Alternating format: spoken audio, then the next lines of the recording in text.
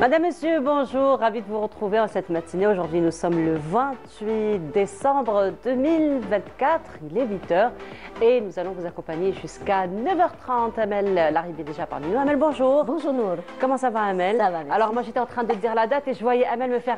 2024. C'est exactement ça. C'est ça. Alors, je vais m'apprêter à dire 2025. Je sais pas, il y avait un doute. Alors Tu avais un doute. Oui. Ah, moi, je pars arrêter. 2024. Allez, on se concentre avec la Bientôt, date. Hein. bientôt 2025. C'est dans quelques jours. Hein. On est le 28. 3-4 jours. À peu près. Non, 3 jours. Je t'avais posé la question hier par rapport à tes résolutions. Tu en penses ou pas encore? Pas encore, non. J'ai pas pensé, non. Je pense que on va appliquer l'adage. Hein. La meilleure résolution, c'est de ne pas en faire. Exactement. N'est-ce pas? Ouais. Je pense que je vais le faire. Je vais aller dans ce chemin-là. Pourquoi pas? On verra bien. Mais dans une liste de résolutions, quand même, si on fait le bilan, il y a eu quand même quelques résolutions qui ont été... j'aurais aimé reprendre le sport, mais à chaque fois je le dis, mais je le fais pas. Mais toi, par contre, tu marches beaucoup. Je marche, oui. Ouais. Mais bon, j'aurais aimé dans une salle comme ça, faire des mouvements, oui. Allez, on va dire ça va être la résolution pour 2025. Inch'Allah. Inch'Allah. Inch'Allah. On verra avec Amel en décembre 2025, Inch'Allah. Oui, décembre 2025. Bah oui, okay. on se donne quand même les 12 mois. Oui, d'accord. N'est-ce pas? Okay. Alors Amel, aujourd'hui, comme chaque samedi, notre ami Ahmed Gregassen sera parmi nous. Il va nous emmener du côté de Constantine pour nous parler donc d'un chercheur en histoire, un historien. Il s'agit donc de Ibn al-Matmatiya et donc qui fait partie donc du XXe siècle. Donc il nous a quittés dans les années 50 et justement, Ahmed Gregassen reviendra sur son parcours et surtout sur tous les écrits qu'il a laissés, plus d'une centaine d'écrits qu'il a laissés donc pour revenir un petit peu sur l'histoire. Et cette semaine, il y a eu une rencontre entre les chercheurs algériens qui viennent un peu partout dans le monde. Ils se sont rencontrés avec les étudiants. Surtout pour un transfert de savoir, les étudiants, ils nous cessent de nous impressionner. Franchement, oui. C'est ce qu'on dit à chaque fois. Oui. Et d'ailleurs, il y a eu autour de ces journées, autour de ces ateliers, une présence vraiment très importante des étudiants pour montrer un peu leur intérêt, surtout par rapport à cette transition énergétique. Technologie aussi. Voilà, on en parle souvent. Et justement, nous allons revenir sur cet atelier international sur les énergies renouvelables. Un professeur donc éminent sera parmi nous ce matin pour nous parler un petit peu de ses travaux. Et cette fois-ci, donc, il reviendra sur la transition énergétique en utilisant l'hydrogène vert. Donc, il nous parlera de ses recherches, des enjeux donc, de l'hydrogène vert, comment le stocker et surtout dans quelle situation et dans quel cas l'utiliser. Et Nabil Kitouni, il sera aussi parmi nous ce matin donc, pour parler de cinéma. Et cette fois-ci, alors c'est les vacances. Hein. Bah oui. Tu aimes bien le cinéma, sortir en salle? De temps en temps, oui. Moi, je ne suis pas très sortie non plus. Ah, d'accord. Alors, casanière. Ah oui. Ouais. Bon, on te découvre on me connaît finalement. Hein. Ah, je suis connue pour ça. Ah ouais, bon. Allez, peut-être que Nabil te donnera quelques rendez-vous aujourd'hui qui peuvent probablement t'intéresser. Oui, on verra bien. Pourquoi pas. Donc, Nabil, justement, nous parlera des sorties cinéma. Donc, c'est les vacances, autant en profiter.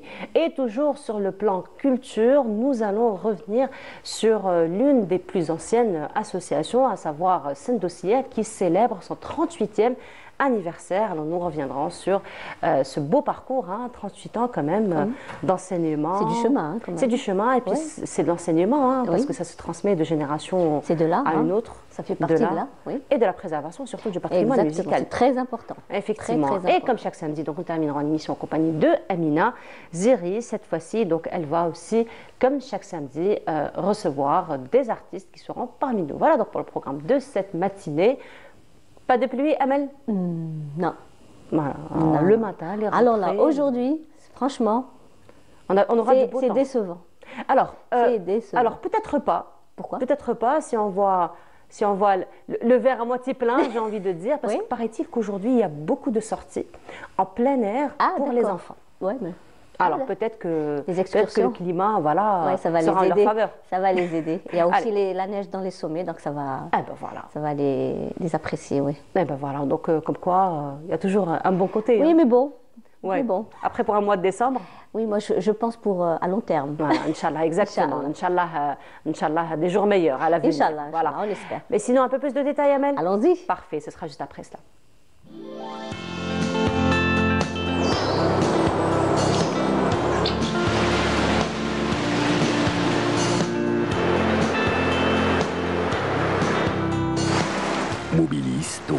لكم الأحوال الجوية. موبيليس، معا نصنع المستقبل. Et on se retrouve donc pour un peu plus de détails. Ce qui est sûr, c'est qu'on n'aura pas le plus. Non, du tout. Non, du tout. Du tout. Donc on y va. Mais on aura quand même besoin de détails. D'accord. Vas-y, Amel. Merci, Nour. Bonjour à tous et bon réveil. Eh bien, pour aujourd'hui, Météo Algérie prévoit un ciel généralement dégagé sur les régions de l'ouest et le centre du pays tout au long de la journée, avec toutefois de la brume mais en ce début de matinée, mais sur les hauts plateaux du centre. Mais le temps restera bien dégagé durant la journée. Vers l'est, eh bien, on aura quelques pluies, mais par endroits, près des côtes est, avec de la brume sur les hauts plateaux de l'est, et le ciel restera peu nuageux durant l'après-midi. Donc faites très attention, il y aura formation de gelée durant cette matinée, avec les valeurs négatives qu'on a eues ce soir et durant cette matinée. Donc la chaussée risque d'être glissante, donc soyez très très prudents. La moitié sud, eh bien, on aura un ciel généralement dégagé, excepté quelques pluies par endroits du côté du Bécharoua et Bni Abbas et des sements de sable tout au long des frontières algéro-maliennes et le Sahara central. Les températures, eh bien, seront plutôt agréables et fraîches par endroits.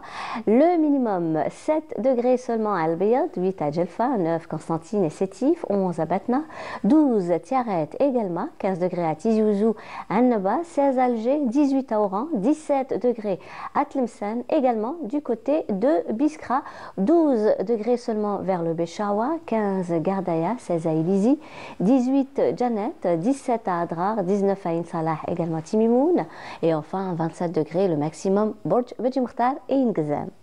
La mer aujourd'hui, eh bien, elle se montrera peu agitée sur pratiquement toutes les côtes d'ouest en est, avec des vents faibles sur les côtes centre et est, 10 à 20 km/h, et les vents seront variables et 20 à 30 km/h sur les côtes ouest. Les vents sont de secteur est.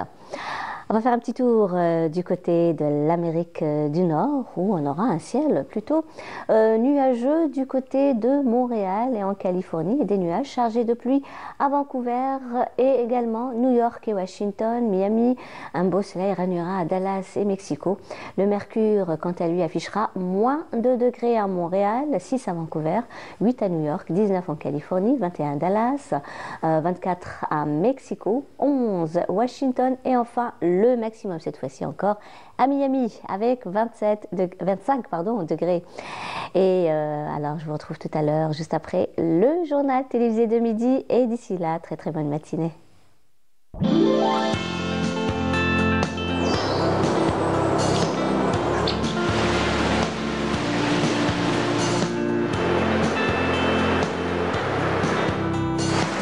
موبيليس قدمت لكم الأحوال الجوية. موبيليس، معا نصنع المستقبل. Et donc, Abel, nous restons sur des températures plutôt stationnaires. De saison, stationnaire, ça ne bouge pas. Ça ne bouge pas, voilà. Donc même avec un beau soleil. Oui, exactement. Particulièrement pour ceux qui ont choisi de sortir aujourd'hui, de bénéficier des activités. Surtout en montagne, il va faire frais. Voilà, il va faire frais. Ah oui, oui. Mais on aura quand même du beau soleil pour profiter même de la neige. Exactement, oui. Voilà. Très bien, merci beaucoup. Bien dégagé. Merci beaucoup, Amel. C'est moi qui vous remercie. Donc on se retrouve tout à l'heure après la visite du midi, après celui de 19h, à partir de demain, Inch'Allah. à 8h pour mon journal d'Algérie. Merci beaucoup, Amel. Et on continue, donc ce sera pause musicale comme à l'accoutumée. Cette fois-ci, ce sera une belle chanson intitulée Yel Habab et on se retrouve juste après.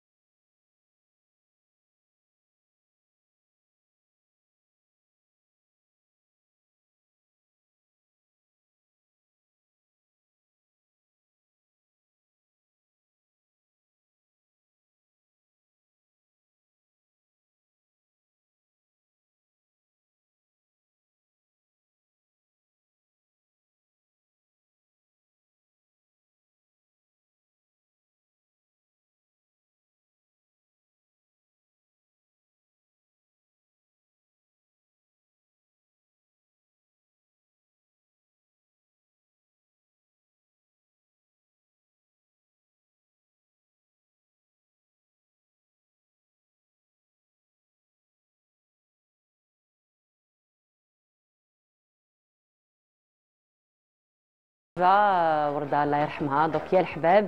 Et sans plus tarder, donc notre ami Ahmed Garriga nous rejoint et cette fois-ci il va s'intéresser à une autre personnalité, à une autre personne, un historien qui a beaucoup travaillé, qui a beaucoup laissé, même d'écrit. Il s'agit de Ibn al-Matmatiya. Il nous vient de Constantine et on va en parler juste après cela.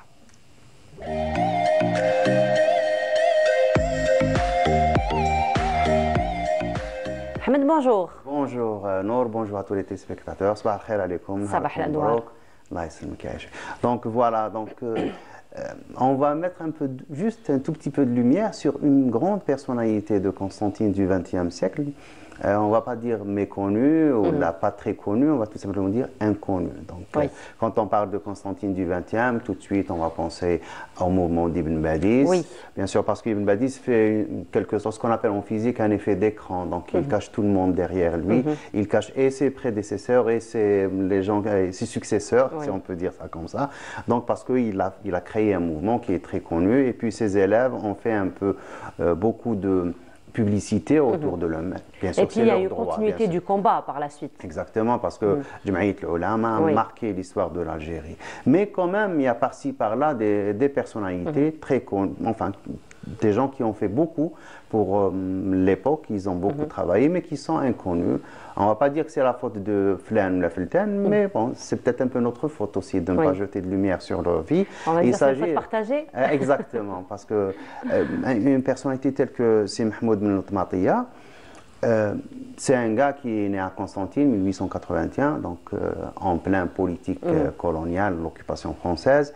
Il a étudié à Constantine toute sa vie et il a aussi activé à Constantine donc jusqu'à sa mort en 1952. C'était l'élève de, voilà, c'est sa photo. C'était l'élève de Cheikh al-Medjawi et de Cheikh Hamdan al-Ounissi. Hamdan al-Ounissi qui était aussi le maître d'Ibn Badis. Donc entre lui et Ibn Badis, il y a 8 ans de différence. Ibn Matmatiya est l'aîné d'Ibn Badis de 8 ans. Voilà, une formation classique, donc c'est les études dans les mosquées, c'est les études de ce qui restait des zawiyas de Constantine. Peut-être il a vu, je ne sais pas, les grands élèves, peut-être aussi de Cheikh al-Medjawi, ou les derniers élèves qui sont restés de Ben Jelloul, ou de peut-être le Makki ibn Badis. Donc toutes les personnalités de la fin du 19e de Constantine, c'est des gens qui ont dû le marquer. Et puis donc lui, il a été attiré par la tariqa Tijaniya. Qu'est-ce qui a fait qu'il fasse ce choix? On ne sait pas. Donc, à un certain moment, donc il choisit d'être Tijani, donc il va à la tariqa, donc il adopte tout le rituel, le wird, etc. Il s'inscrit, il devient même le muqaddam de la tariqa Tijani à Constantine. Soit dit en passant, Hamdan al-Ounissi, qui était le maître d'Ibn Badis, était Tijani. Abu al-Eid al-Khalifa était Tijani aussi. Ibn Badis, au début, il était Rahmani, donc c'était un des khouans de Zawiyat Bishtarzi à Constantine. Donc on n'est pas dans un milieu, c'est pas quelque chose de nouveau dans la tradition algérienne, c'était quelque chose de très ancré. Mais ce qui le distingue, c'est Mahmoud ibn al-Matmatiya, c'est ses écrits. Il a écrit dans pratiquement très prolifique. Très prolifique. Il a dénombré quelque chose comme 154 écrits. Alors, quand on parle de 154 écrits, c'est des livres, c'est des documents, c'est ou bien des traités de quelques pages, ça va à des livres de quelques volumes. Donc, mais moi, je n'ai vu que l'un de ces écrits. C'est Safina fi Tarajim, voilà, Safina Sakina bi Tarajim Kubara Tijani bi Qasantina. C'est ce qui existe dans le net et on peut le voir, on peut le feuilleter, donc il donne des biographies très courtes des chouyours qui sont dans la tariqa Tijani à Constantine. Dommage qu'il n'y a pas plus que ça, qui n'a pas très développé parce qu'on a besoin de ces biographies maintenant. En parallèle aussi, il a écrit des biographies. Ça, c'est Ya Habib al-Rahman, Iyaka wa Naza'at al-Shaytan. Donc, ça, c'est un écrit dans la tariqa. Donc, il défend le soufisme. Mais bon, je n'ai pu voir que cette page de couverture et la dernière page. Je n'ai pas vu tout le détail. Je ne sais même pas combien de pages il y a dans le. Mais bon, si on dit que 144 écrits et dans chaque écrit, c'est juste, je ne sais pas, une double feuille, donc on peut imaginer aussi tout le travail qu'il a fait. Après, on rappelle le contexte historique aussi. Exactement. Ahmed, là, on est en plein colonisation française. Et là, on voit que c'est un. Donc, quand on voit un peu les écrits, en général, ce pas des écrits didactiques. Je n'ai pas vu de traité sur l'héritage ou un traité de fer. Je n'ai pas vu, selon les titres. Donc, je n'ai pas feuilleté, donc je ne sais pas. Il y a quelques écrits, donc il y a beaucoup d'écrits sur les qualités du prophète, alayhi salatu wassalam. Ses qualités, ses noms, ses attributs. Donc, le lien entre le Sidna Mohammed alayhi salatu wassalam et la tariqa, et le fondateur de la tariqa, Tijani, Sidi Ahmed Tijani. Donc, il y a beaucoup d'écrits dans ce sens. Il y a aussi un autre type où il a écrit l'adhkar.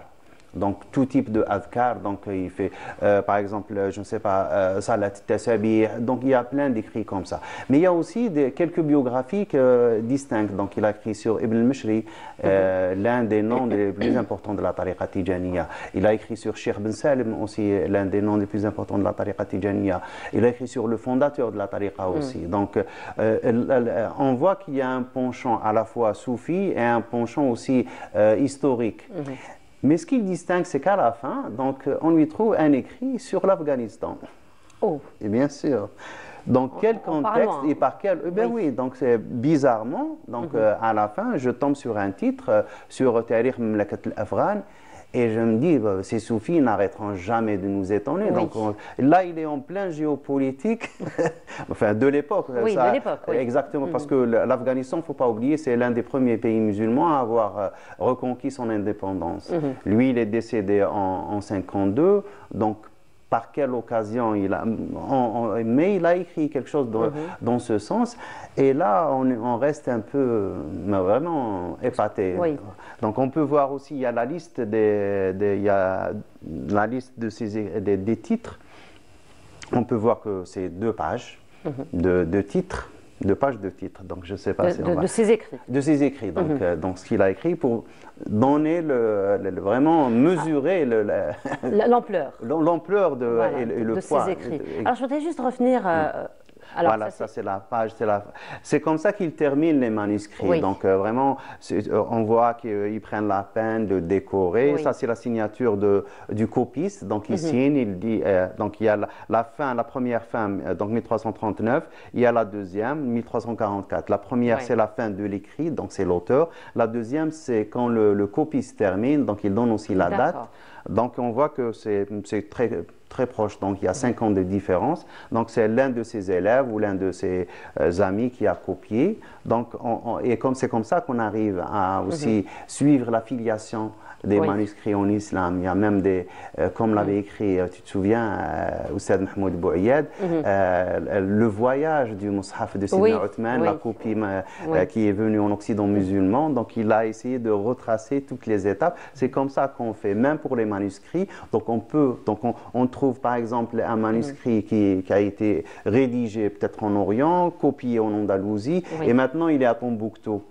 Donc on essaie de suivre toutes les traces phases et le voyage du manuscrit. Et les propriétaires successifs signent aussi. Donc ceci a été la propriété de tel en telle année. Je l'ai acheté à Alger telle année, je l'ai acheté à Tlemcen telle année, je l'ai acheté de l'héritage de tel savant. Et comme ça on suit un peu. Ces manuscrits ont une vie aussi. Donc ils ont un état civil et c'est très intéressant. Donc pour revenir à Cheikh Ibn Matmatiya, donc tu allais poser une question. Oui, au fait, j'allais revenir sur son écrit sur l'Afghanistan parce que c'est très intriguant comme intérêt. Parce que je reviens toujours au contexte historique, parce que là, on est en plein colonisation et bien sûr, tout contact avec l'étranger, il est étranglé quelque part parce qu'on ne veut pas savoir non plus que les autres pays ont eu leur indépendance pour ne pas donner l'exemple. Et donc là, c'est très intriguant. Donc, comment Ibn Matmatiya finalement a pu écrire sur l'Afghanistan? Est-ce qu'on peut dire, par exemple, qu'il a pu voyager? Non, pense pas. Voilà. En fait, il y avait tout un trafic de journaux. Oui. Donc les journaux qui étaient édités, que ce soit au Caire, à Tunis, à Istanbul. Donc des fois, il y avait des phases d'ouverture, donc ils arrivaient à les ramener, donc à les importer. Il y a les hajjaj, les pèlerins qui vont, donc ils ramènent avec eux.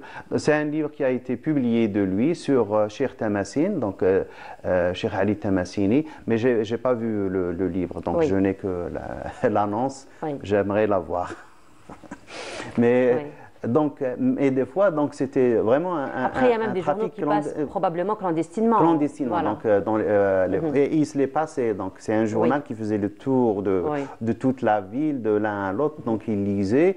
Et des fois, donc, c'est des commentaires dans les mariages, dans les cérémonies, dans les majalis privés ou même dans les cafés. Donc, il y a un lettré qui a lu. Il explique aux gens, donc, qu'est-ce qu'il y a. Donc, ils étaient au courant de ce qui se passait.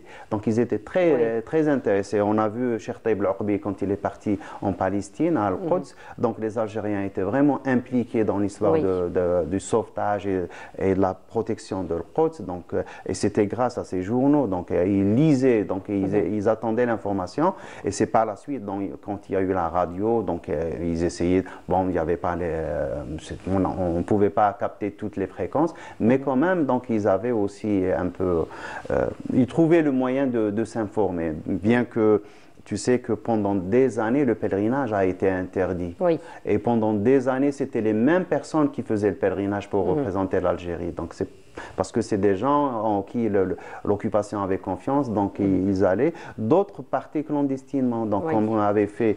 Là, c'est la liste. C'est la liste, voilà. Donc j'ai fait exprès de mettre des étoiles en rouge pour séparer les titres.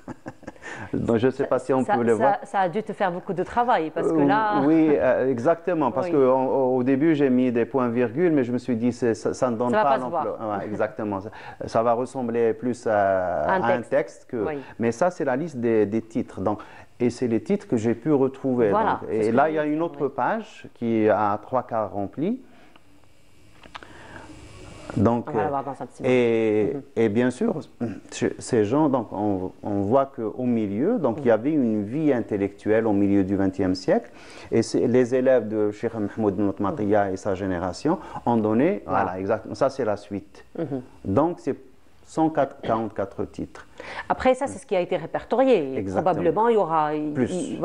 Il y a plus. J'espère que, bon, il y a un problème un peu avec la tariqa Tijaniya parce qu'ils classent les types d'écrits. Donc, il y a certains qui sont ouverts au public. Il y a certains titres qui sont réservés à Al-Khassa, ce qu'ils appellent Khassa.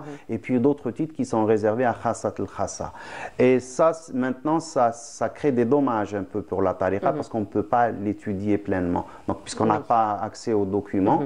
Donc, j'espère qu'ils vont s'ouvrir un peu plus et permettre aux gens d'accéder. Parce que là, on voit tout le travail qui a été fait pour Tariqa Rahmaniya. Donc, on connaît maintenant pratiquement toutes les bios, surtout notamment avec le travail du professeur Abdelmounaim El-Qassimi, donc Tabaqat Rahmaniya. Il a donné la majorité des biographies des ulama de la Tariqa. Maintenant, il passe au Zawiya Rahmaniya. Il va en faire aussi. Ça va être une encyclopédie à la fin. Donc, donc avec les personnalités, les Zawiya, les écrits. Donc, ça va être quelque chose de. Par contre, pour les Tijaniya, donc, on peine à pouvoir faire ce genre, et bien qu'on sait qu'il y a beaucoup d'écrits, là on surtout voit... que Tariqa compte quand même beaucoup d'adeptes. Exactement. Ben, c'est beaucoup d'adeptes, donc c'est l'une des tariqas les plus suivies. Exactement, les plus répandues dans le monde musulman, que ce soit en Occident ou en Orient. Oui. Donc, voilà, il serait temps qu'il s'ouvre un peu plus pour qu'on puisse au moins mesurer un peu le produit qui a été fait par cette tariqa et ces ulama, parce qu'on n'a pas l'impression, les ulama tijani ne sont pas aussi connus que les rahmani. On sait qu'il y a beaucoup de ulama dans la rahmaniya, dans la qadiriya, notamment que l'un des grands chefs de la tariqa qadiriya en Algérie, c'était l'Amir Abdel Qadir, donc son père et lui et toute sa famille. Donc on voit, mais tijaniya, on ne sait pas, on sait qu'il y a la tariqa, le fondateur, ses enfants, l'école de Timassine, l'école de Ain Madi, mais on n'a pas accès aux documents, donc on ne sait pas qu'est-ce qu'ils ont produit. Il y a beaucoup de réflexions. On sait que Abdel Halim Ben Smaya a été Tijani aussi, donc c'est un nom très important. Donc Voilà, on reste sur notre soif, d'autant plus qu'on reste on termine avec une liste de presque, je sais pas, 150 titres, mais on a vu qu'un ou deux, on n'a pas accès, donc ils nous mettent un peu l'eau dans la bouche et ils nous laissent comme ça. Une certaine frustration, particulièrement pour ceux qui s'y intéressent. Moi, j'aimerais bien lire le livre sur l'Afghanistan, par exemple. Voilà, par exemple. Pour voir un peu ce qu'il a écrit, quelle était son impression. Et c'est des témoignages vivants d'un fait historique à un certain moment. Donc, il y a eu quelque chose qui a fait que Cheikh écrive sur l'Afghanistan. Donc, est-ce qu'il y a quelqu'un qui est venu? Est-ce qu'il a eu des informations? C'est vrai qu'on se pose beaucoup de questions. Et là, ça nous laisse vraiment... Et ça peut aussi intéresser les gens qui s'intéressent à l'histoire de la géopolitique en Algérie, parce que quand on voit par exemple les revues et les journaux qui étaient publiés en Algérie par des Algériens à l'époque, on voit qu'ils étaient très ouverts, donc il y avait plein d'informations. Donc,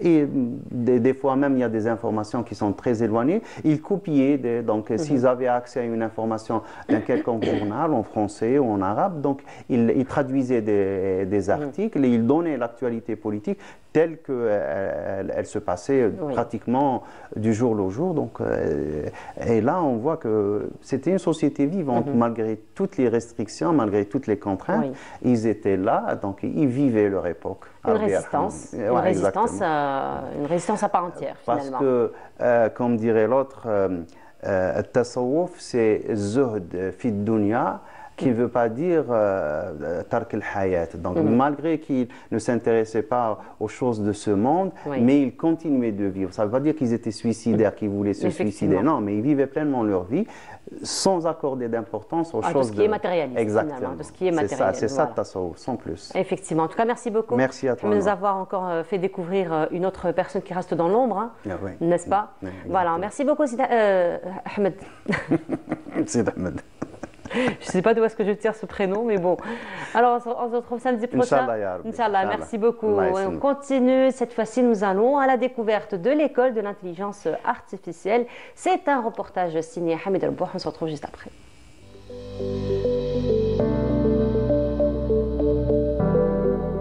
Sous tutelle du ministère de l'Enseignement supérieur et de la Recherche scientifique, l'École nationale supérieure des technologies avancées est un établissement public à caractère scientifique, culturel et professionnel. C'est l'une des écoles supérieures spécialisées dans le domaine des sciences et technologies et le domaine des mathématiques et de l'informatique, très demandé dans le domaine économique et pratique.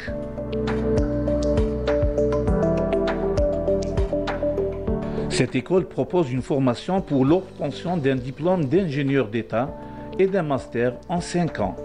L'école est aussi habilitée à assurer la formation doctorale.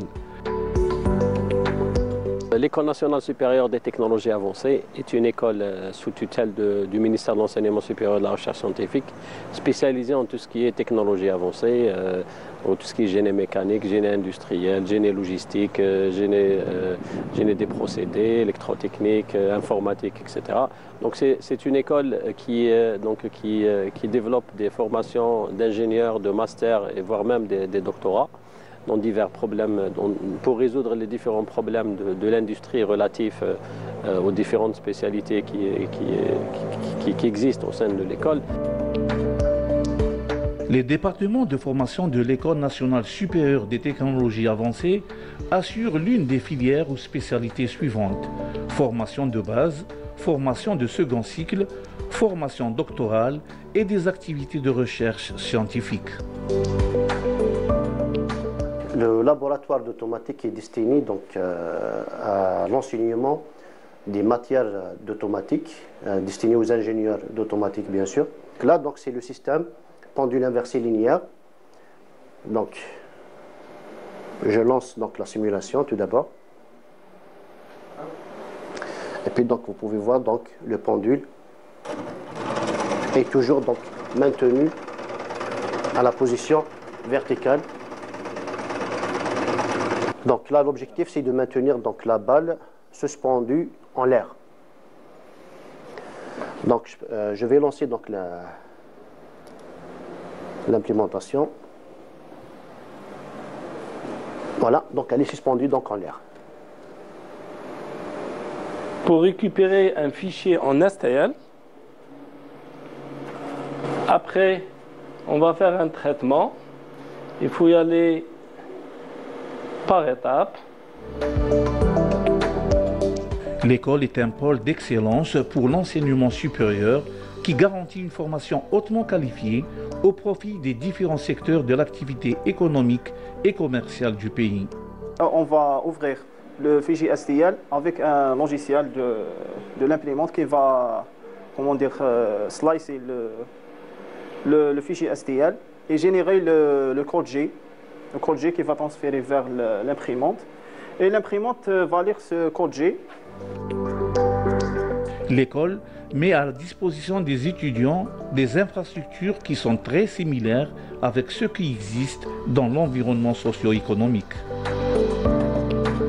Nous avons ici un système industriel de simulation donc, qui est très proche de la réalité. Donc, la différence entre un système réel de production dans une usine et le système qu'on voit ici est juste la partie puissance. Par contre, la partie commande, elle est assurée par des automates programmables SMC 700 de Siemens. C'est vraiment les plus utilisés dans les systèmes industriels.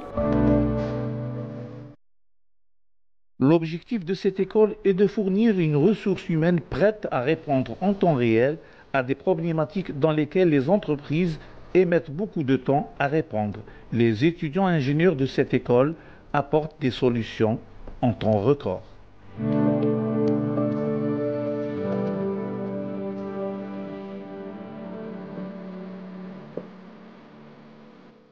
Voilà, c'était donc une visite au niveau de l'École nationale des technologies avancées. C'est un reportage signé Hamid Rebouh et Technologies avancées. Nous allons en parler en ce moment en compagnie de notre invité qui nous fait l'honneur d'ailleurs d'être parmi nous ce matin, à savoir professeur Nourdine Finish. Bonjour, bienvenue à vous. Bonjour. C'est un honneur de vous recevoir. Eh bien, écoutez, l'honneur est pour moi. Je suis vraiment ravi d'être là. Et puis surtout, après ce workshop qui a fait du succès, de vous partager justement les résultats et surtout les encouragements qu'on a eus de la part des autorités au niveau des énergies renouvelables. Effectivement, professeur, justement, vous êtes là, vous avez fait 2 jours de rencontres avec les étudiants particulièrement. Donc, il y a eu plusieurs chercheurs algériens qui sont venus un peu partout dans le monde pour partager un petit peu votre expérience et surtout votre vision de cette transition énergétique avec les étudiants. C'est un atelier qui a duré 2 jours, donc atelier international sur les énergies renouvelables. Et ça a été donc une rencontre qui a été organisée avec les étudiants. Alors, comment cela s'est passé particulièrement avec les étudiants? Quel a été le feedback? Alors, les étudiants, nous, c'était la première, dès le départ, en fait, c'était notre première cible, parce que dans cette dynamique de transition énergétique, ça va se faire sur plusieurs années, donc il faut préparer une génération. Alors, on va l'appeler la génération des énergies renouvelables, donc il faut qu'il y ait cette préparation pour cette transition. Alors, la transition énergétique va se faire de manière très progressive, ce qu'on appelle l'intégration des énergies renouvelables aux énergies fossiles. Et ce remplacement donc, va se faire à la fois en étant sur le plan de la formation, donc avec une approche pédagogique, sur le plan de la recherche. Les Algériens sont très dynamiques dans le domaine de la recherche et notamment dans cette thématique des énergies renouvelables. Et puis aussi sur la valorisation et le transfert de technologies. Parce que sans un écosystème et un partenariat industriel, on ne peut pas faire cette valorisation. Effectivement. Donc, justement, professeur, excusez-moi, vous, dans votre domaine de recherche, parce que vous avez investi plusieurs dizaines d'années dans votre domaine de recherche, vous enseignez, vous formez, vous faites des recherches sur l'hydrogène vert comme technologie que vous allez mettre justement à disposition de cette transition énergétique. Donc, quand on parle d'hydrogène vert, on parle de quoi exactement? Alors, l'hydrogène vert, c'est l'hydrogène qui est produit avec une empreinte carbone la plus basse possible, la plus faible possible. Alors, le plus simple, c'est l'électrolyse. L'électrolyse, ce qu'on a appris depuis le collège, c'est on décompose en fait la molécule d'eau en hydrogène et en oxygène. Donc, l'oxygène va partir dans la nature, l'hydrogène, on va le stocker, le transporter et l'utiliser pour reproduire de l'électricité en le recombinant de nouveau avec l'oxygène. Donc, ce qui va nous faire en fait un cercle vertueux. On part de l'eau et on revient, on reproduit de l'eau avec de l'énergie. Ça va dans le sens où c'est le verset coranique qui fait le. Donc cette approche-là qui est vertueuse demande cependant donc il y a des défis. Il y a des challenges qu'il faut lever. Professeur, juste avant de parler des défis, si vous permettez, parce que là encore, comme ce sont de nouvelles technologies que vous êtes en train de développer en ce moment, il y a beaucoup de questionnements, il y a beaucoup d'appréhension de la part des personnes donc, qui ne maîtrisent pas forcément la technologie. On va essayer de profiter de votre présence aujourd'hui pour vulgariser un petit peu cette technologie. Donc on se pose encore des questions, est-ce que c'est écologique ou pas? Parce qu'on parle justement de libérer l'oxygène, donc on pense qu'on aura un air un peu suroxygéné, si j'ose dire. Alors, qu'est-ce que vous pouvez répondre à un tel questionnement, à une telle appréhension? Ça devrait être, normalement, je parle au conditionnel, écologique. Dans l'état actuel des choses, ce n'est pas le cas encore. Pourquoi? Parce que l'électrolyseur avec lequel on va produire de l'hydrogène, idéalement, il devrait être alimenté par des panneaux photovoltaïques ou des éoliennes. Donc, de l'énergie éolienne ou solaire pour produire l'hydrogène.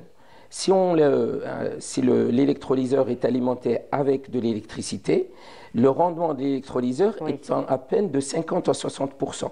Donc on va perdre en fait, d'un point de vue énergétique, on est perdant.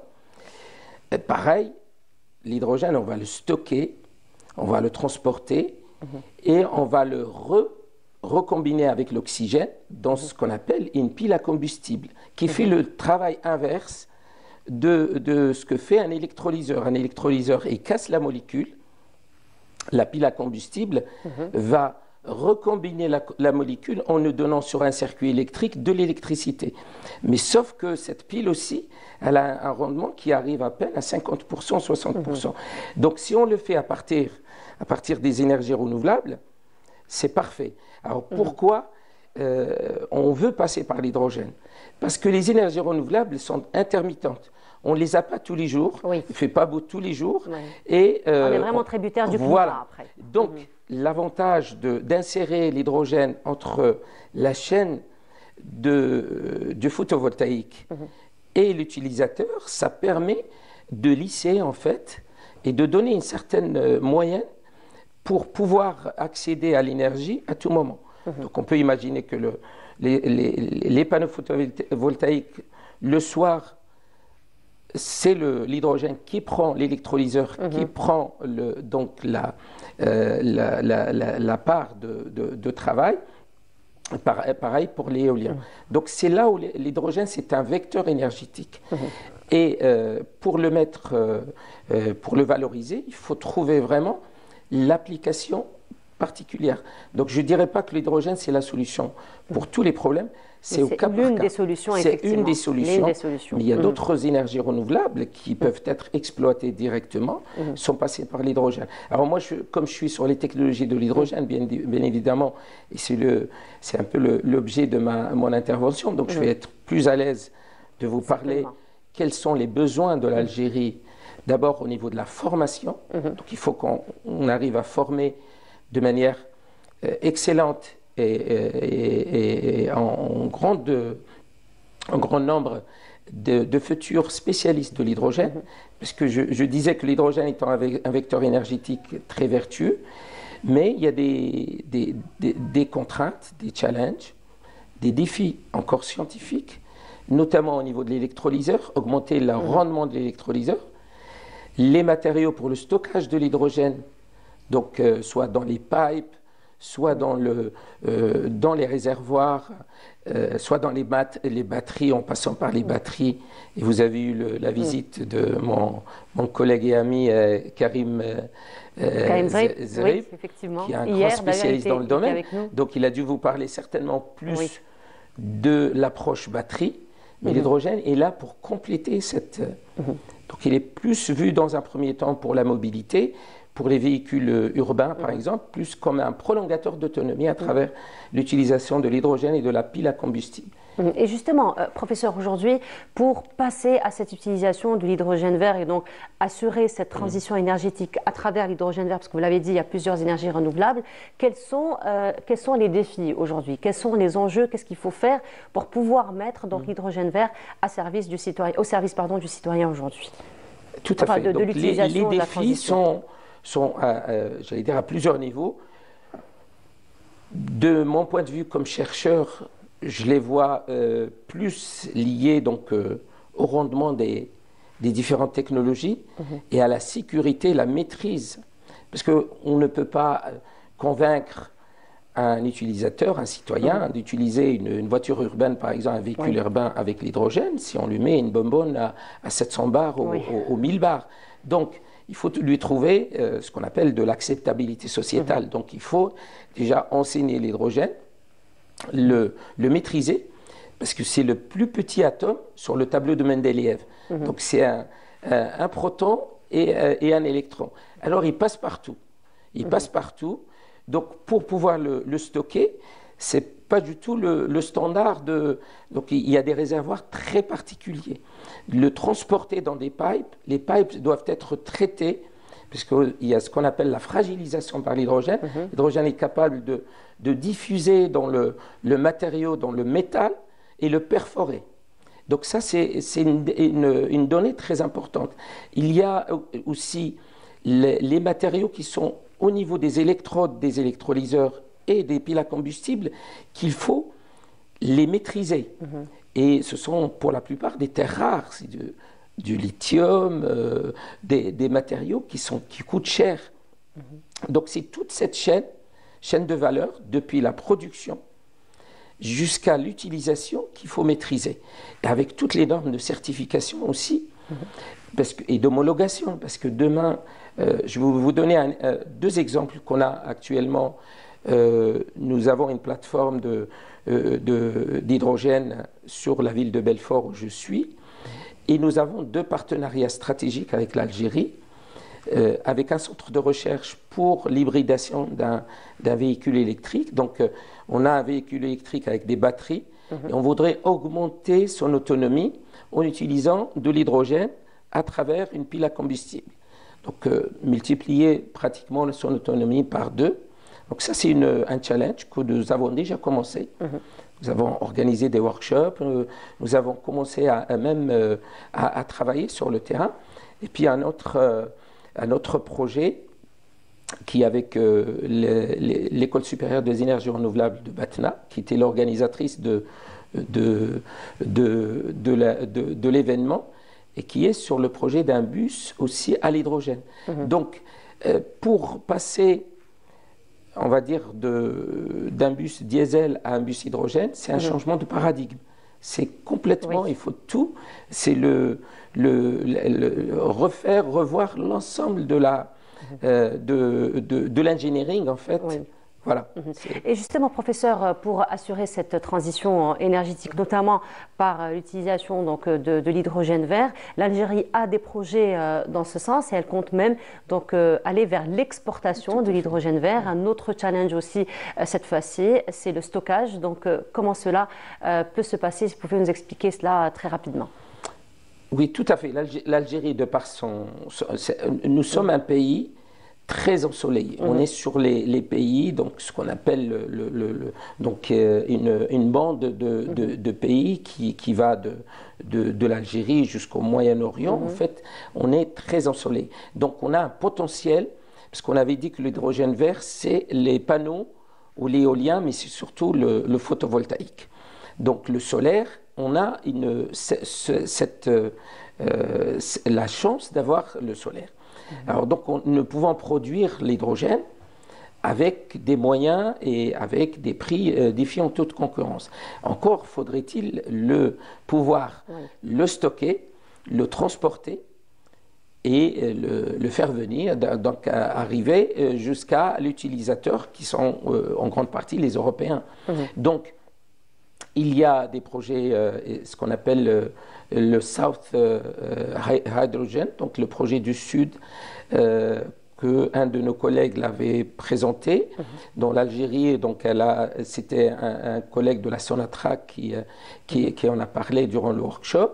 Donc, il nous a montré le principe, mais même au sein de la Sonatrach, il y a toute une division qui a été créée, énergie renouvelable, justement pour accompagner cela. Et pour pouvoir le faire, il faut des étudiants, il faut des chercheurs et des industriels comme les...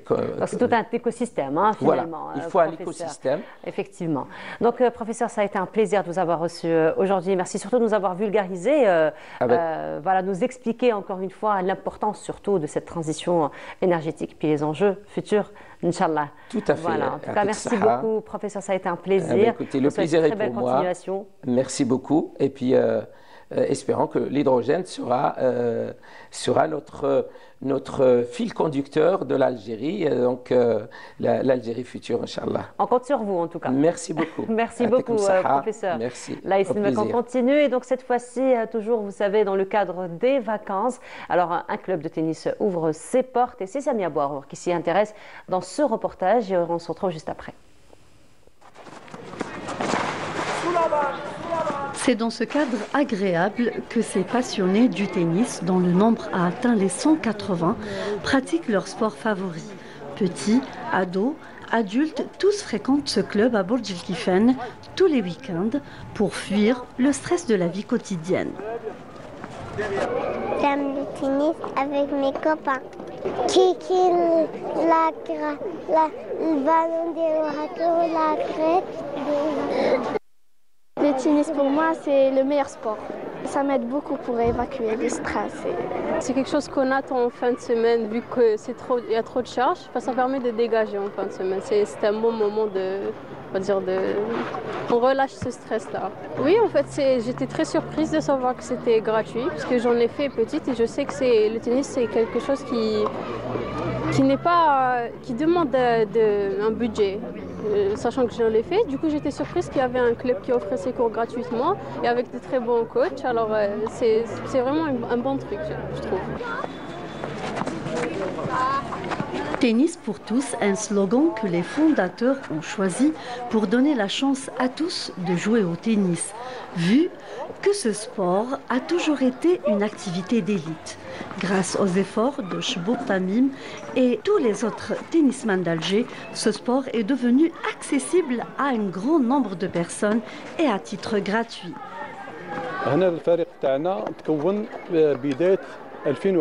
Notre club a été créé en 2020 grâce à l'aide des autorités locales. Cela fait 4 ans déjà qu'on fait le bonheur de tous les athlètes. J'étais agréablement surprise, sachant que c'est un club étatique. J'ai trouvé qu'il y a quand même un accompagnement, une prise en charge à la hauteur. Dès le premier jour, mon fils Saad Boulhal, j'ai vu que les coachs ils sont professionnels. Toujours c'est un sport de riche. On dit toujours ça.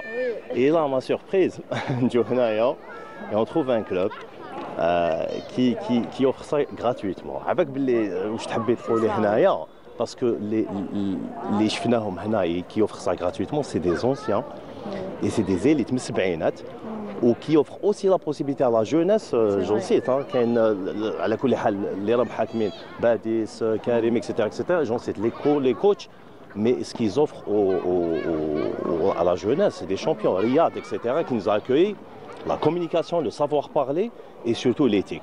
Au milieu d'un terrain, les قديم, avec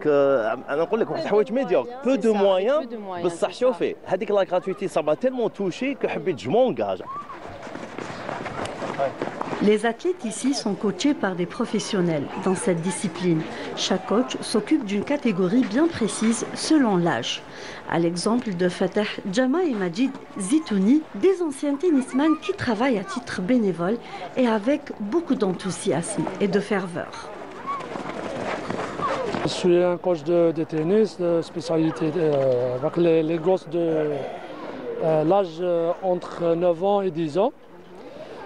C'est l'âge le plus important dans le tennis parce que c'est à cet âge qu'on peut évoluer, avoir plus de capacité d'avoir des champions plus tard. Je suis venu ici et je tiens le club des vétérans. Ce ne sont que des vétérans, ce ne sont pas des joueurs performants qui vont faire des... Ils peuvent faire des tournois s'ils veulent, ce n'est pas un problème. Mais il y a beaucoup de travail. Il y a des ingénieurs, il y a des toubibs, il y a des étudiants. Et ils se défoulent tant bien que mal, voilà, tout simplement. Ils s'amusent. Ce sport de raquette garde toujours son importance. Sa pratique peut commencer dès l'enfance et qui pourra durer longtemps et très longtemps, car c'est un sport qui peut être pratiqué à tout âge. Profitez-en alors. Et de retour sur le plateau, cette fois-ci, nous allons nous intéresser aux sorties cinéma. Autant profiter, c'est les vacances. Et ce sera en compagnie de Nabil Kitouni, juste après cela.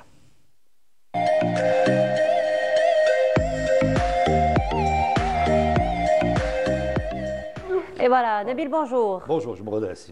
Voilà. Bonjour. Comment ça va? Ça va. C'est pas la meilleure image, hein? Laquelle? Tu as dit je me redresse. Oui, oh. Je dis pas la meilleure image. Hein. Ça va, Nabil? Ça va. Ça se passe bien? Tranquille. Alors aujourd'hui, Nabil, tu vas t'intéresser un petit peu aux sorties cinéma. On en profite, hein, on est en pleine période de vacances. Ouais. Et je suis. En fait, c'était le retour au premier pas aussi, faire des sujets, ça me manquait un petit peu. Donc voilà, faire des sujets, des reportages. Le terrain, c'est magique. Hein. Ah, c'est magique. C'est magique, le terrain, c'est vrai. Retrouver le terrain, c'est magique. Et en plus, retrouver le terrain pour une passion, c'est-à-dire le cinéma, c'est encore... C'est vraiment joindre l'utile à l'agréable. Hein. Exactement, c'est le mot qu'il faut. Alors, c'était quoi comme film? Eh bien, c'était Mufasa. Pour ceux qui connaissent Mufasa, c'est le père de Simba. Qui dit Mufasa, on pense au roi lion. Donc, c'était la période des vacances et bon, j'ai profité de faire un sujet sur les sorties, en plus des nouveautés. Je vais en parler après, bien sûr, je dirais le sujet, non? Tu veux qu'on aille voir d'abord Voilà, c'est préférable. Donc, on va aller voir un reportage signé Nabil Kitouni. Alors, j'insiste, hein, c'est Nabil Kitouni parce qu'il est tout content de revenir sur terrain. Et cette fois-ci, donc, Nabil s'intéresse à cette sortie cinéma. Donc, on a pu découvrir Mufasa. On se retrouve juste après.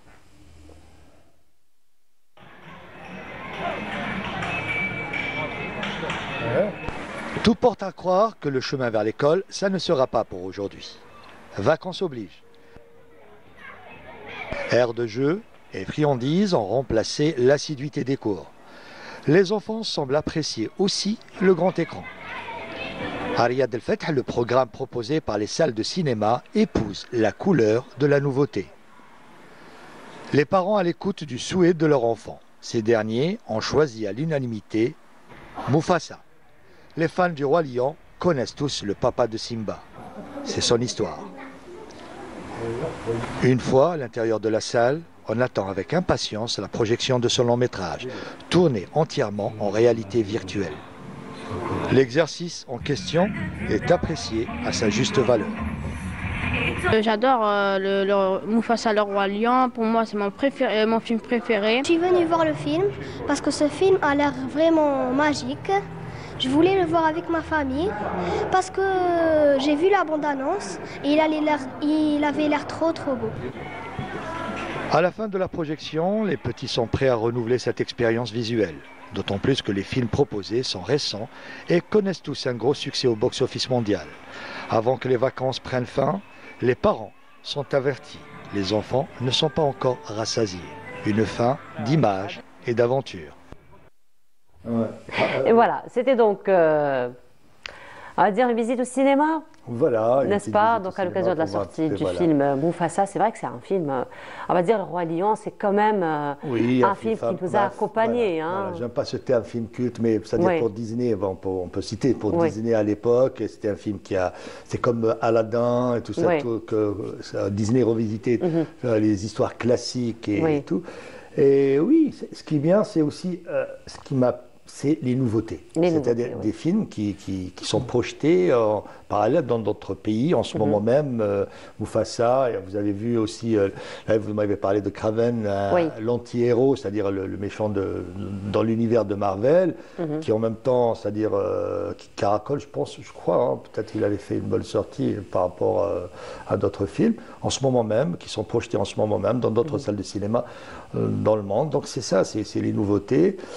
Et vous avez beaucoup de films, c'est-à-dire des films qui s'adressent aux plus jeunes, un jeune public, comme Mufasa, tournés en réalité virtuelle. Mufasa, c'est jeune public oui, je sais et que aussi, je sais aussi que grand public. Non, oui. Il ne faut pas nous exclure quand même. Non, et en plus, ça fait des sorties pour les familles, pendant les vacances. Donc il y a des lieux, voilà. C'est ça dont je voulais parler un petit peu. Tu as des sorties pour les familles, films projetés dans les salles, des films nouveaux, des films qui semblent faire adhésion, c'est-à-dire par rapport à ce jeune public. Voilà. Et puis il y a plusieurs projections par jour, donc il y a plusieurs vraiment projections on peut, si on rate, on a toujours l'occasion de et c'est pas seulement, quand je parlais de Riyad El Fath, il y a d'autres lieux. Il y a d'autres lieux où il y a des cinémas. C'est ça aussi qui est bien, c'est qu'il y a plusieurs salles actuellement. C'est à Garden, je crois. À Garden, il y a des salles. Ibn Khaldoun aussi. Ibn Khaldoun, il y a plein de salles de cinéma. Donc, je dis plein, mais bon, il y a des salles de cinéma où vous pouvez voir ou suivre des projections qui font la une et qui caracolent en tête, c'est-à-dire du box-office, que ce soit européen ou américain. Et ici aussi, ça semble faire l'unanimité en attendant d'autres projections. Je sais que Amel pensait voir Aznavour, mais c'est trop tard, Amel. C'est trop tard? Je pense qu'il n'y a pas Aznavour pour c'est trop tard. Oh. Voilà. Tant pis pour moi aussi. Hein. Mais c'est vrai que ça ne reste pas très très longtemps, à peine un mois, je crois. Un mois, mais c'est ça aussi. Oui, c'est ça un peu. C'est le fonctionnement du cinéma, d'une manière générale. C'est le fonctionnement, je dirais, des productions, parce qu'il y a, c'est-à-dire, je ne sais pas s'il y a un cahier de charge, ou s'il y a des salles. Il y a une attente, il y a des films, vous avez des boîtes de prod qui sont, je dirais, dédiées à ramener ces films-là. Donc il y a une projection qui ne peut pas durer un an, mais un mois, parfois quelques semaines simplement, pour laisser place à de nouvelles productions. C'est tout un circuit de distribution. C'est un mode de fonctionnement aussi. C'est un mode de fonctionnement, effectivement. C'est à nous de nous organiser, finalement. Pour vous répondre honnêtement, je ne connais pas trop, c'est-à-dire que c'est un mode de fonctionnement qui est maintenant bien installé, nouveau, parce qu'à un moment donné, vous avez des films qui pendant un an, voilà.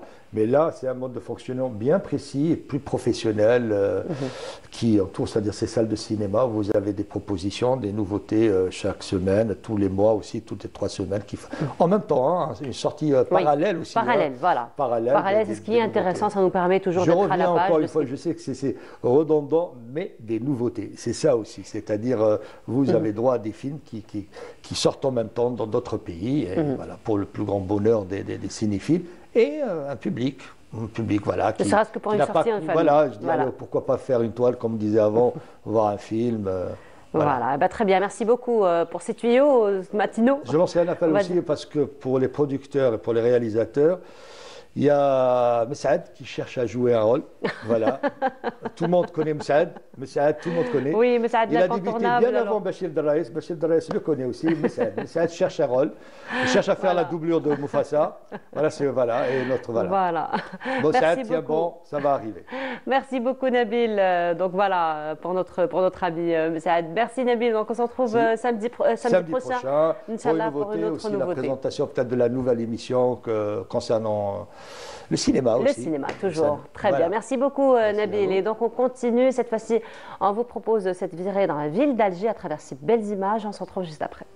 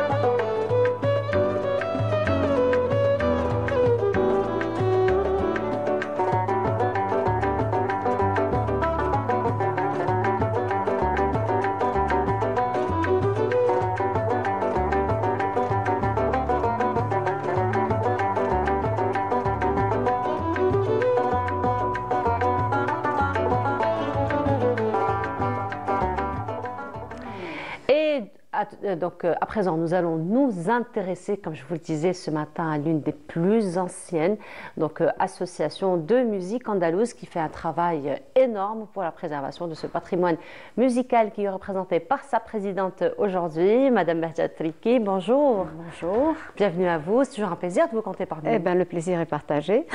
Alors, c'est 38 ans de travail, Madame Triki. 38 ans, mais je n'ai pas été la seule. Hein. C'est ceux qui étaient avant moi qui ont fait le plus. En fait, chacun a fait sa part de responsabilité. Sa part de responsabilité, du colibri, on va dire. C'est les membres fondateurs qui ont bien travaillé, ils nous ont laissé un héritage. Voilà. Après, c'est aussi une grosse responsabilité de pouvoir continuer sur la même lancée. Absolument. Puis ça empêche l'oisiveté des enfants, ça les valorise. Je ne sais pas, je trouve que c'est une musique quand même classe pour nos futurs jeunes. Elle est classe, effectivement. Elle est classe et puis elle a un public très exigeant. C'est vrai. Voilà, effectivement. Alors 38 ans de travail. On va revenir un petit peu sur l'historique de l'association. Bon, c'est vrai qu'on la connaît, ce dossier n'est plus à présenter, mais probablement pour la jeunesse d'aujourd'hui. 38 ans de travail, 38 ans de... Le président, c'était M. Sefta qui était président au départ. Il y avait des membres fondateurs, M. Saoudi, qui a fait beaucoup, qui était chef d'orchestre. Et il n'est pas le seul, il y a eu Nedji Hama, il y a eu Madini, il y a eu les Mérades, Kamel Bendissari aussi était membre fondateur de l'association. Ben, j'en oublie, il y en a plein. Bon, Monsieur Henné aussi, Smaïl Henné, et lui aussi a été président, il a fait beaucoup pour l'association. Et aujourd'hui, il y a sa fille aussi qui prend le relais. Oui, qui prend le relais dans la musique, Hasna. Voilà, à qui on dit bonjour, et sa maman Rachida, qu'on n'oublie pas. Et voilà, et maintenant, après, il y a eu Madame Madini aussi, qui est restée quand même assez longtemps comme présidente. Et là, c'était mon tour un petit peu. J'ai trouvé un palliatif pour ne pas me retrouver seule. Alors justement, pour ne pas vous retrouver seule, vous êtes entourée de toute cette belle jeunesse. Absolument. Je suis la maman et la grand-mère de tous ces jeunes. Voilà, effectivement. Alors la grande sœur, la grand-mère, la maman. Absolument. Et puis je reçois de l'affection et j'en donne. Oui. Et puis c'est un milieu vraiment convivial. On a des élèves, on a des petits, des grands, des moyens. Et franchement, ça se passe très bien. Et puis Madame Triki, on les voit, les musiciens, les chanteurs, les adeptes, on va dire, de la musique andalouse, même dans leur quotidien, même dans leur vie quotidienne, ce sont des personnes quand même qui ont une aura, une présence. Oui, et puis ils prennent de l'assurance. Ils prennent de l'assurance déjà pour être devant un micro, pour chanter, Et comme c'est une école, vous savez, la dernière fois, on était en train de faire la liste de tous les élèves depuis la création. On est arrivé quand même à 300. Je ne parle pas de ceux qui sont restés qu'une année ou deux, mais plus de 300 élèves, dont Behjar Hal, Lemia Madini, Hamidou, Karaterki, et j'en passe, Mohamed Rebah. Il y en a eu pas mal qui sont... Aujourd'hui, j'oublie, je sais qu'il y en a tellement. Ce sont de grandes stars aujourd'hui. Absolument, maintenant c'est bon, ils sont dans le... Ils volent de leurs propres ailes, on va dire. Ils volent de leurs propres ailes, voilà. Et puis bon, la vie est tellement dure que de toute façon, ils ont besoin d'un petit à côté, ça les aide à côté, puis ça fait du bien. Ça fait du bien, effectivement, surtout pour les amateurs de la musique andalouse. Voilà, absolument. Les amateurs, ça rend service à tout le monde, mais c'est un beau service quand même. C'est un beau service, effectivement, parce que c'est fédérateur. La musique andalouse, elle est vraiment fédératrice. Fédératrice, et puis bon, c'est vrai que c'est un héritage qu'il faut conserver. Et les jeunes ont l'air de s'intéresser. Beaucoup plus maintenant. C'est un héritage à conserver. C'est ce que vous faites au niveau de votre école. C'est l'enseignement donc de la musique andalouse. Et vous commencez donc avec des enfants en bas âge. Oui, à 7 ans. Ça commence à 7 ans. Certains sont doués. Franchement, au bout d'une année, ils manipulent très bien l'instrument. Et ça fait plaisir de les voir comme ça. Puis il y a quelques-uns qui lâchent. Ça ne les intéresse pas. C'est les parents qui préfèrent les voir faire de la musique. Mais d'autres accrochent très bien. Et puis après, bon, il y a aussi le milieu, le fait d'être bien entouré, avoir un prof sympathique et tout. c'est pas l'école où il faut apprendre par cœur, mais il y a une discipline quand même. Il y a une discipline. Il y a une discipline. Oui. Bien sûr, elle est obligatoire, la discipline. Oui, il y a une discipline. Sinon, on peut pas avancer. Dans l'apprentissage, il y a une discipline dans sa façon de se tenir aussi. Exactement. Ben oui, quand on est sur scène, il paraît qu'il ne faut pas battre des pieds, il ne faut pas trop rire, il faut à peine un petit sourire. Il y a des règles, il y a des règles à suivre. Et puis ça, ils apprennent ça jeune quand même. Ils s'en sortent très bien. Franchement, l'année dernière, cette année, bon, au bout d'un trimestre, on ne peut pas les passer. Inch'Allah, ils vont passer au festival Fakharji pour le concours. On va essayer de passer la petite classe. On va voir ce que ça va donner. Et puis ils sont tellement heureux de pouvoir s'habiller, voilà, c'est la fête pour eux et puis ça va les booster pour l'avenir. Voilà, c'est des futurs. C'est tout un spectacle pour eux. Hein, oui, c'est ça, c'est ça. C'est impressionnant, hein, être en tenue traditionnelle, être en de véritables ambassadeurs. Des fois, elles sont mieux habillées que les grandes, tellement elles attendent l'événement pour participer. Et là, cet après-midi, on va essayer de les faire passer comme hôtesses. Elles vont accueillir les enfants. On ne peut pas les passer parce que tout le monde n'est pas prêt. Voilà, donc déjà on les initie doucement, doucement, déjà avec le contact. Parce qu'il y a certains ont à peine commencé et d'autres sont déjà là depuis 2 ou 3 ans. Voilà.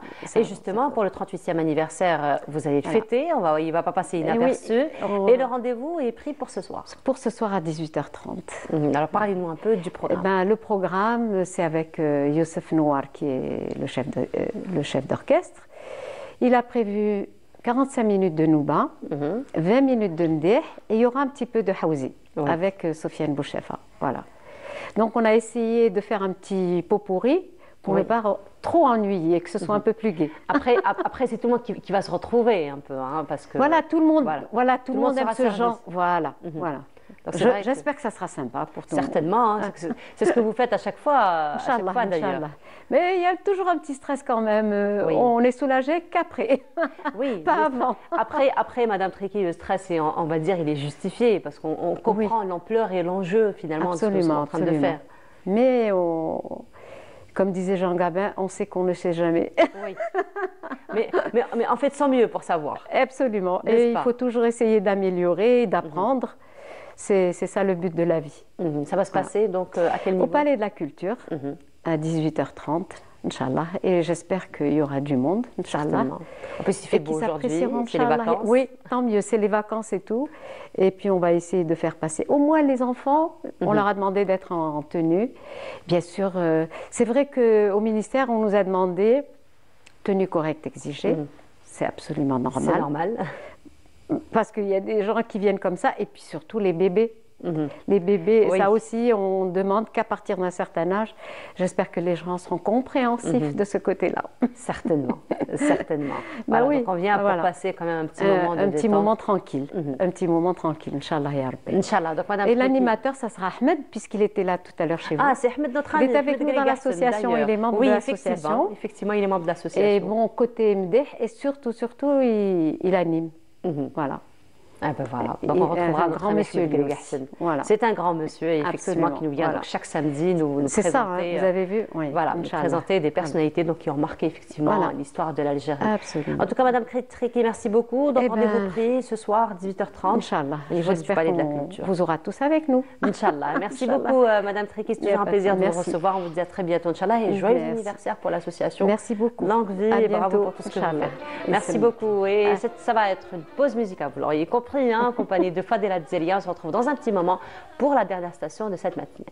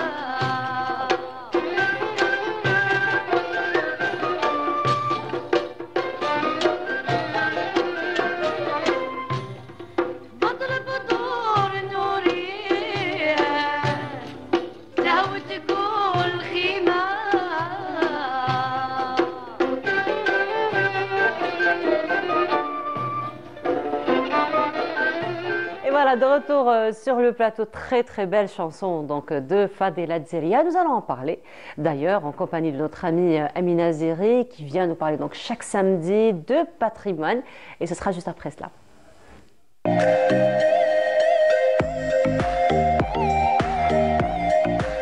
Amina, bonjour. Bonjour. Amina, tu es magnifique, mashallah alayk, Allah yibarak. Non, mais tu es très belle, Allah yibarak. Merci beaucoup. Après, la tenue traditionnelle, elle parle d'elle-même, hein, finalement. C'est une tenue ancestrale, une tenue royale. C'est une tenue royale, effectivement. C'est une tenue royale, donc je ne suis pas venue seule Lyon. C'est vrai que je n'ai pas d'invité, mais je suis accompagnée d'une très belle pièce du patrimoine. Exactement, tout à fait. قبل ما نروحوا باش نتكلموا شويه على لا توني شاوي ولا الملحفه qui a été classée dernièrement par l'UNESCO comme patrimoine culturel mondial qui appartient à l'Algérie. نقول لك زين القول كلام زين وزين القول. الوغ يقول لك الشمس تطلع والنجوم تغيب والصغير يكبر والكبير يشيب والدنيا تفارق والفراق صعيب صح صعيب والعزيز عزيز يا لو كان بعيد. Oui, c'est magnifique ça. Donc c'est un poème que je dédie à la communauté algérienne qui réside à l'étranger. نقولوا لهم بلاد بلادكم مهما تغيبوا تبقوا في القلب. Exactement. Voilà. Donc on salue tout le monde, bon week-end et j'espère qu'on va passer un agréable moment. Comme chaque samedi en ta compagnie, Amina. Alors aujourd'hui, tu es habillée en tenue royale. Le melhfa, donc le melhfa qu'on retrouve dans plusieurs régions d'Algérie, particulièrement donc dans les hauts plateaux. Donc effectivement, classé patrimoine mondial, et là c'est beaucoup de couleurs. Et donc je ne sais pas si je peux mettre les lunettes avec les djbin. Qu'est-ce que ça va donner? Ça donne toujours très bien, après c'est pour la bonne cause. Exactement. Donc le melhfa qui est une tenue emblématique, royale, qui appartient à une région qui est très chère à nos cœurs, c'est les Aurès. Et puis la femme aurassienne, elle lui va très bien cette tenue. Donc les Aurès, cette robe qui était souvent de couleur sombre. Oui, de couleur sombre. Elle était sombre, généralement le noir, marron, le bleu nuit, donc des couleurs sombres. Et puis c'est une robe longue avec une courte tenue, c'est-à-dire une courte cape, si l'on veut dire.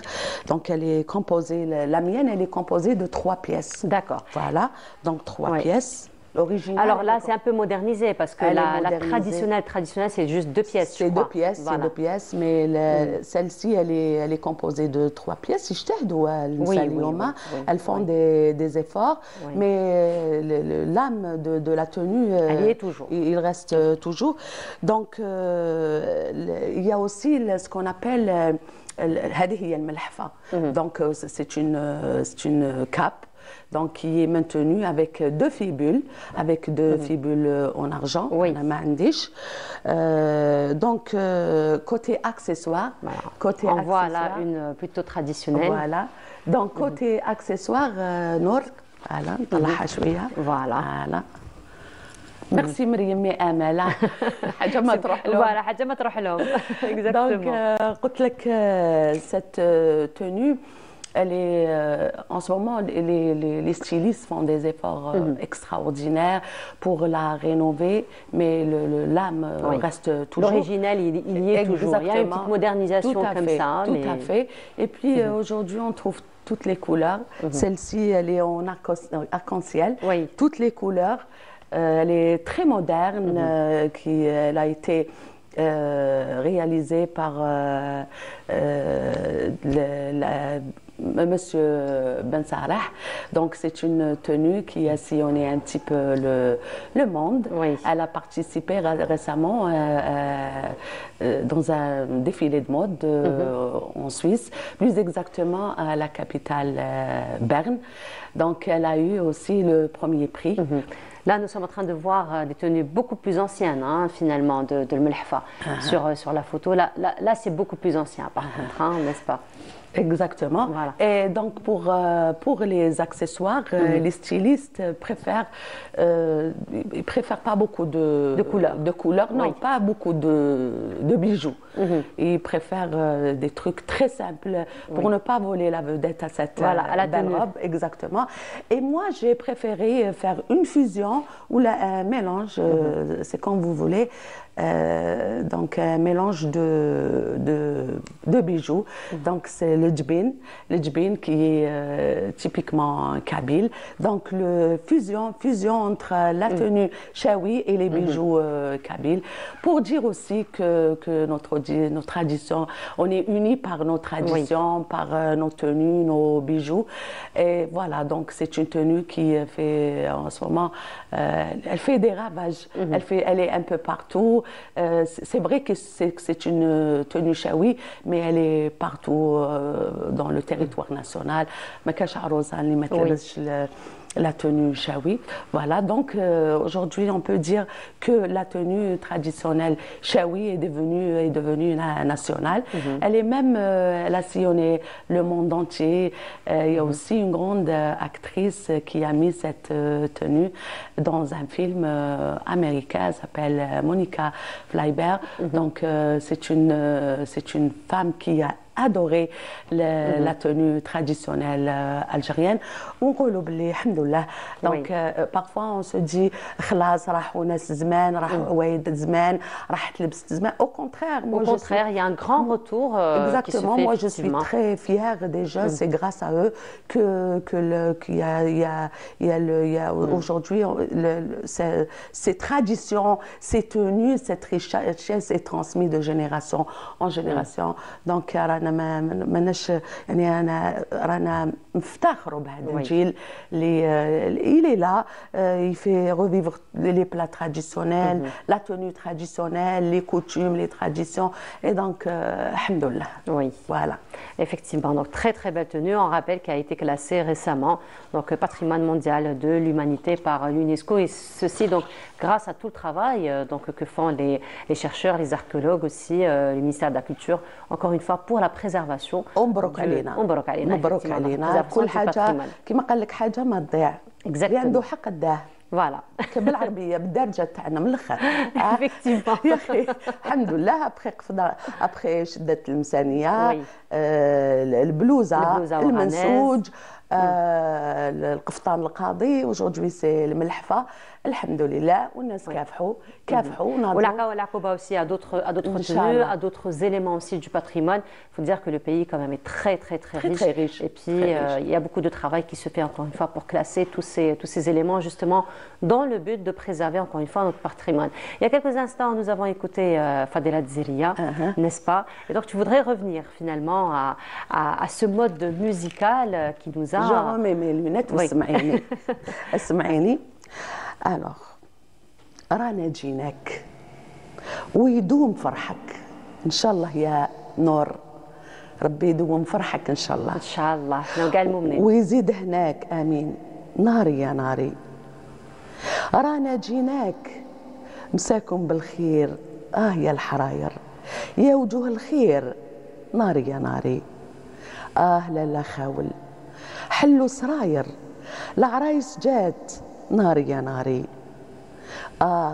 مو ورق الفل نعمل جبة من وراق الفل ناري يا ناري، من وراق الفل الحباب تزهى، وانا في الفل وانا في الغل، وانا في الغل.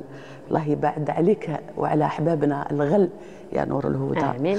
دونك وانا في الغل ناري يا ناري، رانا جيناك ويدوم فرحك ويزيد هناك ناري يا ناري. مانيفيك. فوالا.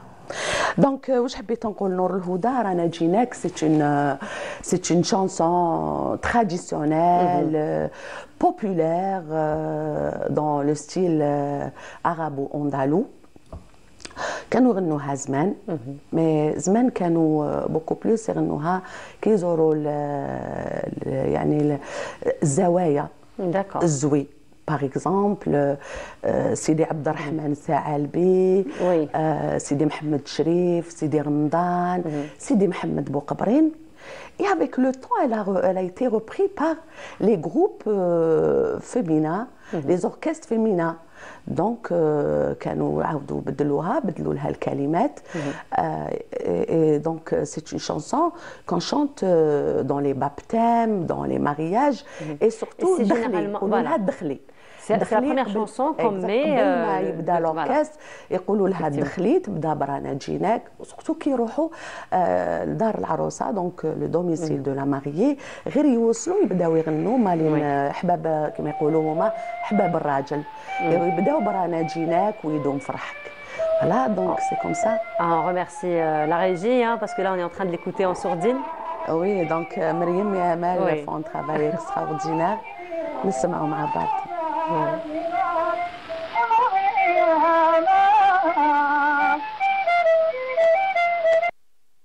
Voilà, un petit extrait. Donc, c'est une chanson qui a été chantée pour la première fois par Cheikh Yamna ou la Ma'alma Yamna bint al-Mahdi en 1907.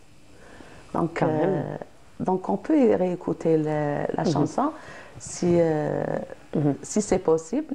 Donc, c'est une chanson qui a été chantée en 1907.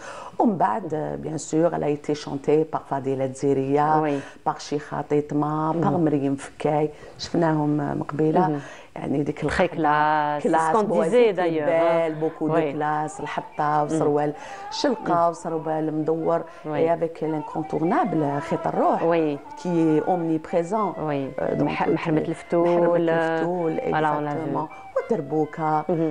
Donc, c'est des femmes اللي كانوا يلعبوا الآلة.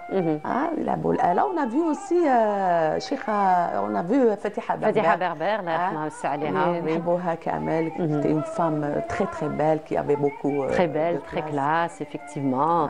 Elle nous a accompagnés durant toute notre jeunesse, même après, à travers le petit écran. Fatiha Berber, الله يرحمها ويوسع عليها. Tout à fait. On l'a vu dans plusieurs rôles. Oui.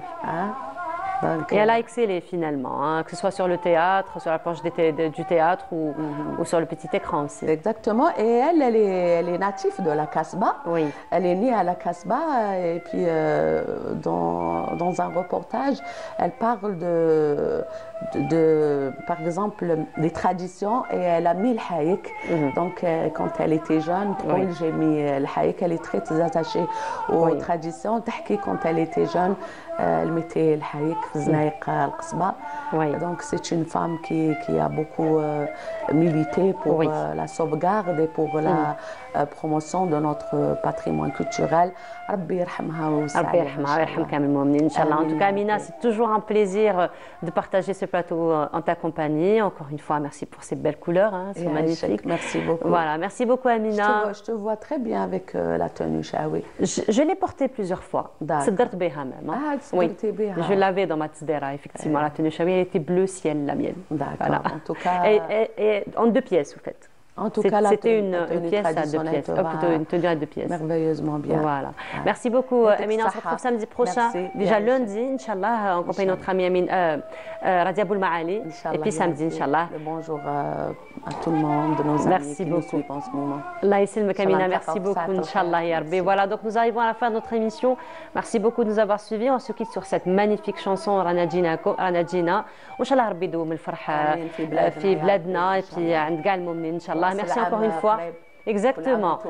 Exactement. Merci beaucoup, Amina. Donc voilà, je vous souhaite une très belle journée à tous. Vous retrouverez mon ami Radia Boulmahani à partir de demain, Inch'Allah, à partir de 8h.